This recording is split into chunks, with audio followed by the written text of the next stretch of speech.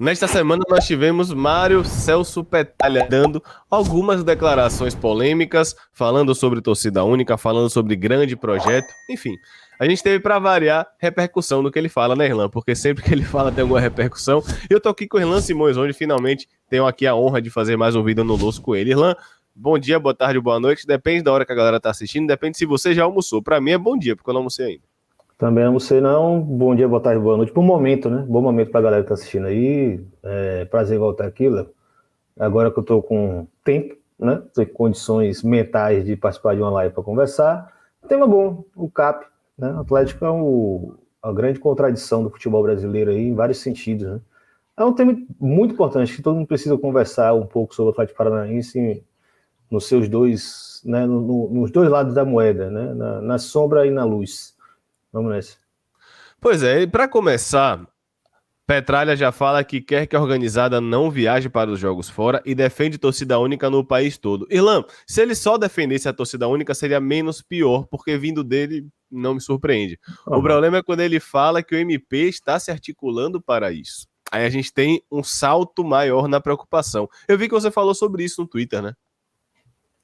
Então é o seguinte, primeiro sobre torcida única e Atlético Paranaense. Quer dizer, vou começar sobre essa fala bombástica dele, que pegou todo mundo de surpresa ontem. Foi feita na coletiva de apresentação de Fernandinho, né? Senhora contratação do Atlético, assim, monstruosa. Eu não sei se isso tem alguma conexão com a própria SAF do Atlético, né? A gente vai falar sobre, pode falar sobre isso também mais para frente. O formato da SAF do Atlético é muito específico. Mas Fernandinho foi uma contratação monstruosa. E aí era só um momento para apresentar o craque, né? Que é ídolo do clube. Cria do Atlético, né? Bom lembrar que ele é cria do Atlético. E aí o Petralha, como sempre, bocão, né? Adora aparecer, vai lá e fala que ele ia falar sobre a punição autoimposta pelo Atlético, né, a fanáticos. Já deve ser a 10ª ocasião onde ele faz isso, porque existe uma rixa eterna entre a Petralha e a fanáticos. Eu vou chegar lá para explicar as razões, mas ele ia tratar desse assunto e essa pressão dele, né? Posso liberar de volta os materiais desde que vocês não viajem. E aí ele solta uma frase que ficou, assim, todo mundo ficou, opa, tem alguma coisa estranha. Ele fala, existe uma articulação, o Ministério Público Federal está à frente disso, de implantar a torcida única em todo o Brasil. Choca porque não é competência do Ministério Público. Apesar dele ter uma importância muito grande, é uma autoridade, ele pode recomendar a Polícia Militar, ele pode recomendar a Justiça Local, ele pode recomendar a própria CBF, as federações e aos próprios clubes de que tomem alguma medida específica. Obviamente que o Ministério Público também tem certas competências que podem, né, impactar, então todo mundo geralmente recua quando o Ministério Público chega. E o histórico do Ministério Público, né, não do Ministério Público, que é uma instituição de Estado, falando, dos promotores do Ministério Público, existe um histórico muito denso de uso do futebol para promoção política. Né? Tem muito promotor eleito porque pegou o tema do futebol, explorou, né, violência, vamos resolver agora com torcida única, vamos resolver com punição de torcida, vamos Aqui. na Bahia, inclusive, né? Vocês estão na Bahia, então já sabe. São Paulo tem até hoje secretário de Estado que veio desse ramo, né? Virou um ramo, né, de atuação do Ministério Público, dos promotores do Ministério Público. Fala assim, o Ministério Público é uma instituição importantíssima, é bom lembrar. Mas tem gente oportunista lá dentro que quer, né, se vale do futebol e dessas medidas malucas para poder se beneficiar. Mas aí, logo na sequência, a gente já correu atrás de informações, teve a apuração de Martim Fernandes junto à PGR, né, que é a instância superior do Ministério Público, e o Ministério Público Federal no Paraná. E aí todo mundo falou assim, oficialmente eles estão dizendo que não existe nada nesse sentido. Mas eu não descartaria, né? Porque Petralha é muito, muito influente, né, em vários segmentos do poder do Paraná e até do Brasil, se duvidar, né, de que existe alguma relação com promotores, com juízes, com políticos, com outros clubes, e tudo leva a crer que há, porque nos últimos meses, né, no final do ano para cá, do ano passado para cá, foram muitos casos mal explicados de conflito em torcida. Mal explicado por quê? Porque todo jogo que a gente imagina, existe um procedimento, né, um protocolo de segurança. Você precisa planejar esse jogo. A entrada de uma saída, a entrada de uma torcida, a saída da torcida, né, os acessos, o deslocamento. Né? Tudo isso se chama logística, planejamento, inteligência, né? E todos os casos que estavam correndo, principalmente com a torcida do Paraná, essa que é a parte mais chocante, sempre era com a Império Alviverde do Curitiba ou com o Fanático do Atlético Paranaense, foram vários casos, existia sempre aquela suspeita. Por que a polícia tomou essa escolha? Né? Por que o ônibus entrou em tal rua? Né? O último caso que foi mais chocante foi o do Palmeiras e Curitiba, que um ônibus, ou foram dois, não lembro agora, da Mancha Verde do Palmeiras, foi largado no meio da torcida local do Curitiba, em frente à sede da Império Alviverde. Óbvio que isso ia destampar uma briga. No que destampou uma briga, um rapaz morreu. Um rapaz do Palmeiras. Diz, inclusive, que a causa da morte dele foi um atropelamento por um cavalo, né? Da cavalaria da PM. Mas, em suma, isso sempre vai ficar na base da suspeita. Mas, em suma, tudo isso já está muito estranho. Quando o Petralha solta isso, ou seja, não dá para a gente desprezar essa informação. Há uma negativa oficial, mas pode ser que isso se torne um fato. Enfim, já dei esse círculo todo, fiquei faltando falar sobre a relação dele com a Fanático. Petralha sempre teve esse interesse de transformar a Arena da Baixada, né, num estádio, na ideia dele, na cabeça dele, europeu. Um estádio europeu na cabeça dele. Né? Eu resgatei uma matéria da Placar, que eu tenho guardado aqui no meu drive, desde sempre, que é de 2004, né, ou seja, no terceiro ano, mais ou menos, de funcionamento da Kyocera Arena. Naquela época, o naming rights era Kyocera Arena. O Atlético estava numa boa fase também, uma fase até... eu acho que de agora superou, né? Porque foram 2 títulos. Naquela época tinham sido campeões brasileiros, né? Um dos últimos campeões brasileiros de mata-mata. E tem, assim, frases muito claras. Tem uma frase de Fleury, que era o antigo presidente do clube, né? Porque eles sempre se alternam, né? Mas a frase de Petralha é muito direta, assim: o Atlético não busca mais torcedores, o Atlético busca apreciadores de espetáculo. Que é uma lógica, né? Sócio torcedor lá é caríssimo, né? Sócio torcedor lá é 150, R$200. R$200, exatamente. Libertadores agora parece que é 300 conto. Eles vão variando. Sempre é uma lógica de custo muito alto, muito alto. E eles já falaram inúmeras vezes. Hoje eles são um pouco mais comedidos em soltar essas frases, esses termos, porque hoje tem rede social, eles sabem que a repercussão vai ser muito pesada, né? Mas nos anos 2000, onde não existia tanta rede social, né? O Orkut já é no final dos anos 2000, eles soltavam essas frases, falavam: o povo que quer ingresso barato é o que vem aqui depredar o estádio, né? Eu quero o torcedor de classe média, o torcedor rico, porque ele vem aqui consumir comida, produtos na loja, etc. Então, tudo dentro da lógica das arenas que a gente sempre teve, né? Então, assim, Petralha, ele é um grande motivador, né, desse tipo de perspectiva para os estados. Clientes versus rebeldes. Tá lá embaixo, tá lá pendurado, esqueci de botar aqui do lado. Mas, enfim, nesse sentido é isso. Essa política dele de ficar perseguindo a fanáticos, falar de torcida única. E anos atrás, eles colocaram a ideia da torcida humana, né? É um projeto próprio do Atlético Paranaense, junto com o Ministério Público do Paraná, bom lembrar, que fechou com a Polícia Militar também, para colocar a ideia da torcida humana. A torcida humana seria o quê? Não vai existir setor visitante. Um plenário que fizeram na época lá. Não vai existir Obviamente setor visitante. não deu certo. E os visitantes que vierem vão ter que ficar integrados à torcida do Atlético Paranaense. Óbvio que ninguém vai, né? Ou ia, obrigatoriamente, sem identificação, sem camisa, sem bandeira do clube, sem faixa, sem identificação, sem nada, e ficava na arquibancada, correndo risco pra cacete, mas circulado, rodeado de policiais. Essa é a ideia de torcida humana que os caras tinham para não ter torcida visitante. Por trás disso, o que é que existe? Existe uma finalidade comercial, tipo, vamos facilitar o trabalho da polícia, vamos garantir que vai ter mais espaço para vender ingressos para os locais e vamos facilitar o trabalho da polícia, do Ministério Público e, sim, foda-se torcedor. É a famosa solução preguiçosa, né? É mais fácil proibir a torcida do que pensar junto com o Estado, não decretar a falência do Estado, para dar segurança. É como o Milan, se você precisasse ficar em casa para não ser assaltado, ao invés de cobrar que o Estado melhore a sua própria segurança. Ou você levar... Eu falo que eu gosto de usar o termo corno, porque esses caras são meio corno. Chegar em casa e encontrar a mulher com um cara no sofá, aí joga o sofá fora. Né? Exatamente existia isso. um sofá, então eu fui traído por causa do sofá. É mais ou menos essa lógica aí. E pior que tem muito torcedor que cai nessa conversa. É o que eu acho mais Tem muito incômodo. torcedor que é a favor da torcida única porque acha que a violência acabou. Irmão, a violência não acabou, você não tá vendo. Mas ao redor da cidade tá acontecendo do mesmo jeito. Vai acontecer com, torcida, com as duas torcidas, sem as duas torcidas. Infelizmente, isso vai acontecer. Mas a gente vive na pós-verdade, né, Irlan? Então, se eu não tô vendo, não existe. Então, E assim, eu acho que eu sempre comento isso, eu sempre coloco isso para discussão. Eu acho que a imprensa brasileira tem uma dificuldade muito grande de lidar com esse assunto. Né? Ela explora de forma sensacionalista quando não deveria, né? Infla muito alguns fatos que são isolados, de fato, não sabe diferenciar o que é briga entre torcedores, planejada, organizada, e às vezes até previsível, porque todo mundo sabe quais são as rivalidades entre torcidas. É impossível que a polícia militar não consiga saber. Né? É um negócio assim inacreditável.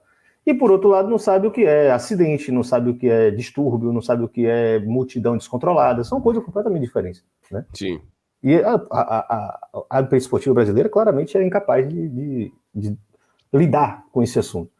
E por quê? Porque é tomada de preconceito, porque é um pouco preguiçosa mesmo, porque não conhece o assunto, porque não estuda o assunto. Então a gente fica sempre, né, nesse ciclo vicioso. E por outro lado, tem uma dificuldade absurda de questionar os procedimentos da Polícia Militar. Né? Acho que no Brasil, ao invés da gente falar assim, a Polícia Militar fez besteira. Não, assim, a Polícia Militar estava fazendo o seu trabalho e os torcedores brigaram. Gente, se você estiver num show, no Carnaval de Salvador, e você não colocar nenhum operativo de segurança, vai ter briga, vai ter confusão. E nem por isso a gente está cancelando o Carnaval. Né? É bom lembrar disso. Pois é, Ilan. E ele ainda fala que o Atletiba e o Campeonato Paranaense será de torcida única. Ele está conversando com a Federação Paranaense nesse sentido. Não tem nada aprovado, nada sacramentado. E acho que haverá torcida única muito rapidamente para o Brasil todo. Passada essa parte da torcida única, uma frase dele me chamou a atenção, Irlan. Se você chegou até agora, deixa o like aí. Espalha esse vídeo porque é importante. Ele fala que não existe projeto maior. O que é que você acha dessa frase? Vamos lá, esportivamente barra modus operandi. Eu acho que com Petralha a gente tem que separar assim: resultados esportivos versus modus operandi. Como é que você vê dessa forma? Porque, veja, o projeto de Petralha no Atlético Paranaense, que fique bem claro, eu passo longe de ser um fã de Petralha, muito longe disso, diga-se de passagem, você sabe, quem está assistindo também imagina. É um projeto muito grande em termos de duração de tempo e em projeto de resultado, em termos de resultados esportivos. Realmente é. Mas e o modus operandi para se chegar a isso? Cabe debate? Acho que cabe, sempre cabe, né? Vamos lá. Ele gosta de usar o termo clube de bairro, né? O Atlético era um clube de bairro, que é um exagero sem tamanho, né? O Atlético já tinha a maior torcida do Paraná quando ele chega no Atlético. Fato, né? Isso é um fato consumado. O Atlético era um clube muito popular, mesmo que com dificuldades esportivas. A questão também que entra é um pouco a história de Paulo Carneiro no Vitória também. Nos anos 90, ele marca uma virada de chave completa. Né? Os campeonatos mudam, né? A forma de financiamento dos clubes mudam. Né? Então, assim, claro, existe uma competência nesse processo? Existe. Mas essa virada de chave também é de nível estrutural que vai ser decisivo para que certos clubes mudem de patamar. Né? Não tem conversa. O Vitória não existia antes de Paulo Carneiro. Claro que existia. Estava lá, era a segunda força do Estado, tinha grande dificuldade de ganhar, tinha que não existia, estava lá, tinha torcida, lotava a Fonte Nova, sempre precisava. Né? Então, assim, é uma relação meio parecida de dizer que o passado era um nada e que tudo aconteceu a partir dele. Óbvio, porque ele está, né, levantando a própria imagem dele, né, o personalismo do dirigente brasileiro de sempre. Né, sempre vai existir isso. Então, assim, o Atlético não era um clube qualquer, não era um Cuiabá, o Atlético era o clube mais popular do Paraná. Atrás do seu rival? Sim, atrás do seu rival. Ele faz muita coisa incrível com o Atlético Paranaense? Sem dúvida. Né? E isso muito em virtude da estabilidade que ele conseguiu ter à frente do clube. Né? Por quê? Porque Petralha sempre teve os seus métodos autoritários, né, e de garantia de reprodução do seu lugar de poder dentro do clube, mesmo nas fases ruins. Né? Tem fase ruim, que ele sai, ele vai e volta. Né? Então, assim, não é que ele fosse presidente desde os anos 80, né? Nos anos 90, perdão. Ele sai, ele vira presidente do Conselho Deliberativo, ele consegue eleger um sucessor que é vinculado ao grupo dele, que as pessoas votam. E aí, curiosamente ou não, a gente tem que frisar sempre isso. Os sócios do Atlético Paranaense votam para presidente. Existe, as eleições do Atlético Paranaense são disputadas. O Petralha ganha sempre porque ele tem respaldo. Ele tem respaldo. Ele é bem sucedido esportivamente. Isso não tem nada a ver com todos os procedimentos que ele tem com relação ao trato com a torcida, ao respeito que ele tem para a instituição, a forma como ele pensa o estádio. Eu acho que ele tem, inclusive, um dos grandes fracassos da história de Petralha é exatamente ser incapaz de fazer a Arena da Baixada estar cheia.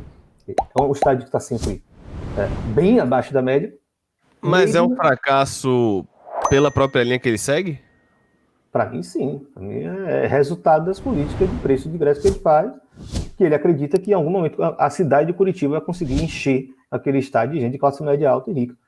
Ele acredita nisso. Só que, assim, é o que a gente sempre fez, a questão de público de estádio. O futebol no Brasil é uma atração popular, sempre foi. Né? Você pode ter ali um bom contingente de pessoas ricas, de classe média alta, que vai encher um estádio? Vai. A Palmeiras consegue fazer isso. Tem conseguido fazer isso, né? Pelo menos boa parte do seu estádio, porque está ali dentro de um bairro também que é muito palmeirense, que tem muita gente endinheirada. Mas essa gente endinheirada, a gente está entrar na ordem do costume, né? da cultura. Né? Essas pessoas têm capacidade de também usufruir de outros tipos de lazer. Então elas vão viajar, elas vão para o cinema, elas vão para o festival de música. O futebol para elas é só mais uma atração. Quando você está falando de um público mais popular, se você garante que ele pode ter acesso ao estádio, né, muitas vezes esse é o único evento que ele tem acesso, tem capacidade mesmo de estar. Né? Petralha foi no sentido exatamente inverso. Eu quero tentar fidelizar aquele público que não é 100% fiel ao futebol e quero tirar, ele deixa muito claro, eu quero excluir completamente esse público mais popular que, de alguma forma ou de outra, vai ter que pagar ingresso barato e não vai consumir produtos, não vai consumir comida e bebida dentro do estádio. Então, essa é a mentalidade dele. Não é assim. E aí, geralmente, ele fica culpando a torcida organizada como a responsável pelo estádio vazio.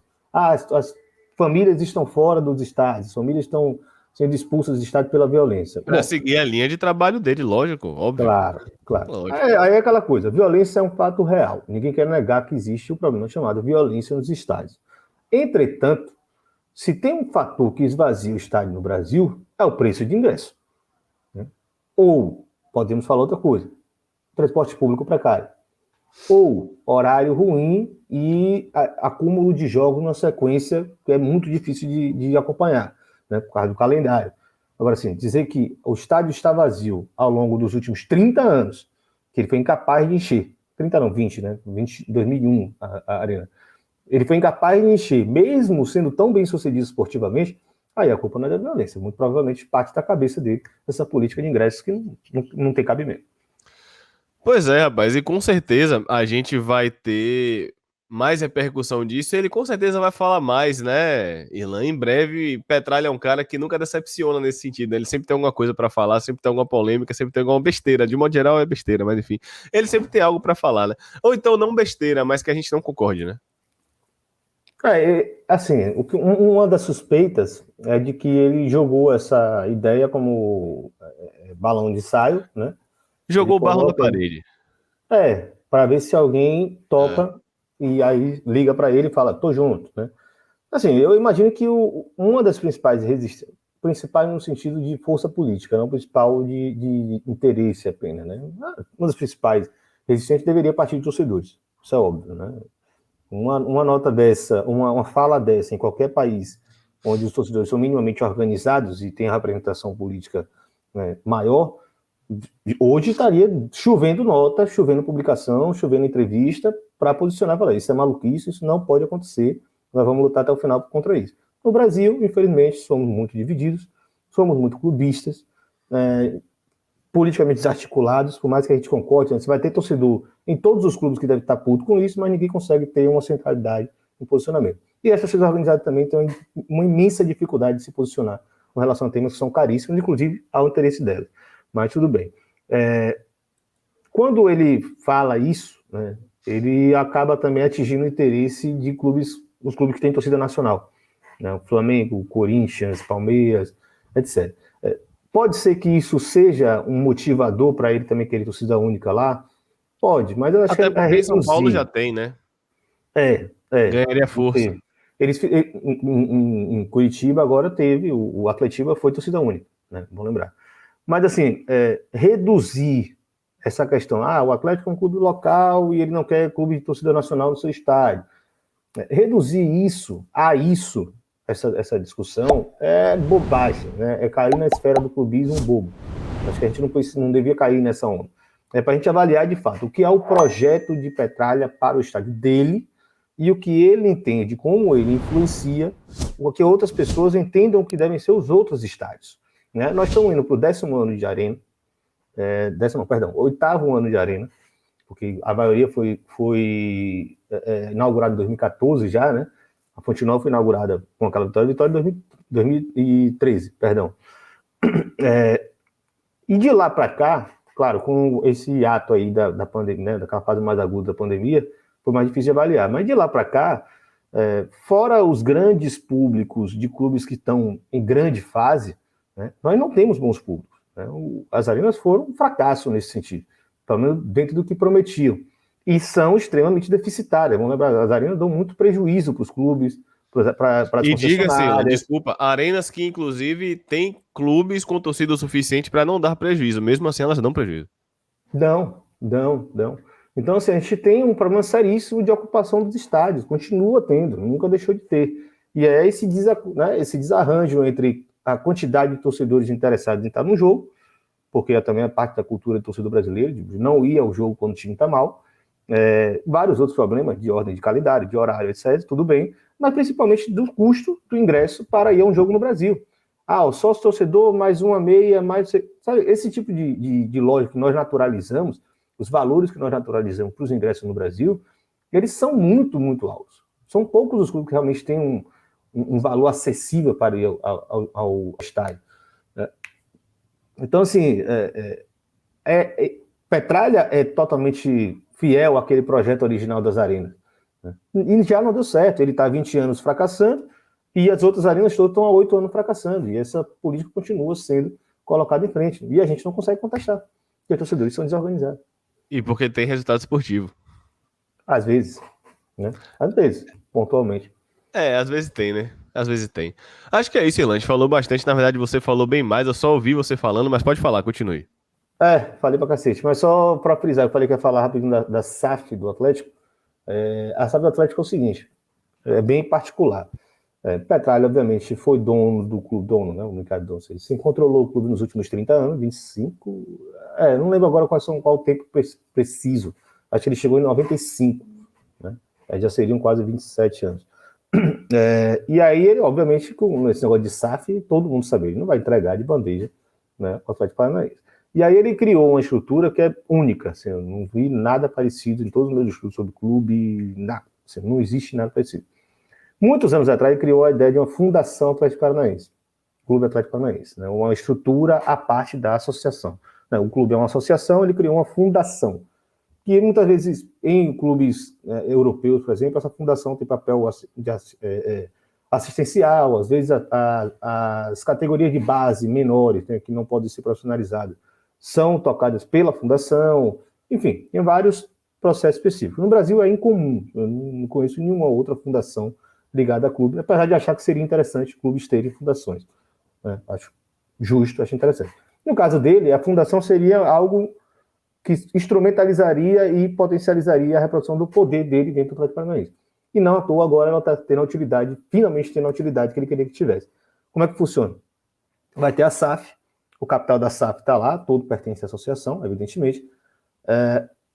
O Atlético Paranaense pode vender até metade fechado, 50% fechado. Né? Ou seja, dividir o controle, né, na estrutura clássica de sociedades anônimas com a associação, né, acionistas privados, empresas que vêm de fora, etc. E a associação dividindo 50-50, só que vai ter uma ação específica, com outro tipo de configuração, outro tipo de registro, que é o que eles chamam de Golden Share, né, que é a ação de ouro, que vai pertencer à Fundação Atlético Paranaense. E ninguém sabe como é que funciona.